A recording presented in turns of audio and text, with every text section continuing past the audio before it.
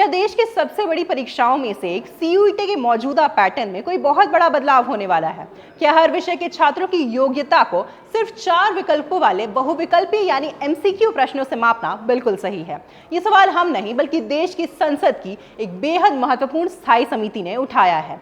राज्यसभा सांसद दिग्विजय सिंह की अध्यक्षता वाली इस संसदीय समिति ने कॉमन यूनिवर्सिटी एंट्रेंस टेस्ट को लेकर कई गंभीर चिंताएं जाहिर की हैं और सरकार से इस परीक्षा के पूरे डिजाइन और क्वेश्चन पेपर की क्वालिटी की दोबारा समीक्षा करने की एक बड़ी मांग कर दी है। आइए जानते हैं कि इस पूरी रिपोर्ट में क्या कहा गया है और इससे छात्रों और विश्वविद्यालयों पर क्या असर पड़ सकता है।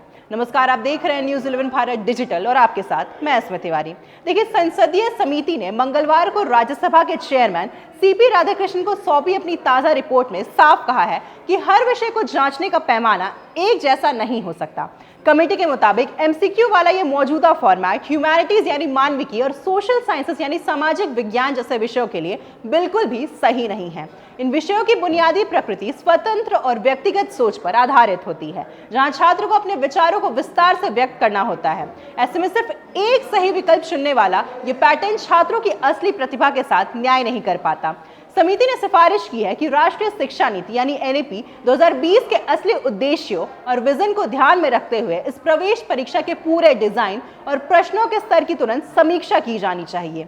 कमेटी ने यह भी रेखांकित किया है कि हालांकि सीयूईटी को शैक्षणिक सत्र 2022-23 से इसलिए शुरू किया गया था ताकि विभिन्न बोर्डों के छात्रों को एक समान मंच मिले और पूरी शिक्षा व्यवस्था पर वित्तीय व मानसिक बोझ कम हो सके, लेकिन इसके एकमात्र प्रवेश परीक्षा होने से जवाहरलाल नेहरू विश्वविद्यालय यानी जेएनयू जैसे प्रतिष्ठित संस्थानों की अपनी स्वायत्ता और विशेष जरूरतों पर असर पड़ रहा है। जेएनयू एक्ट के तहत बनाई गई उनकी पुरानी परीक्षा व्यवस्था देश की सामाजिक, आर्थिक और क्षेत्रीय विविधता को ध्यान में रखकर तैयार की गई थी ताकि समाज के हर पिछड़े और दूर दराज के क्षेत्र के छात्र को बराबरी का प्रतिनिधित्व मिल सके, जो अब इस केंद्रीकृत परीक्षा से प्रभावित हो रहा है।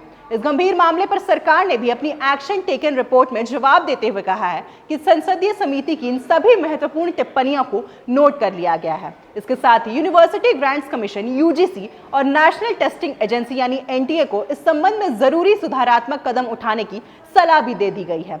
हालांकि सरकार ने परीक्षा की उपयोगिता को बताते हुए ये भी जोड़ा कि सीयूईटी देश की दूसरी सबसे बड़ी परीक्षा बनकर उभरी है, जिसमें साल 2025 में ही 13,54,000 से अधिक उम्मीदवार शामिल हुए थे और पिछले 3 साल के अनुभवों के आधार पर इसके स्ट्रक्चर को लगातार बेहतर किया जा रहा है। अब देखना ये होगा कि इस रिपोर्ट के बाद क्या भविष्य में कला और सामाजिक विज्ञान के छात्रों के लिए सीयूईटी की परीक्षा का स्वरूप बदलता है या नहीं।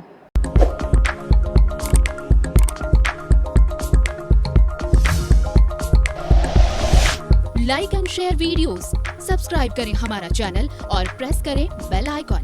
न्यूज़ 11 भारत, सच है तो दिखेगा।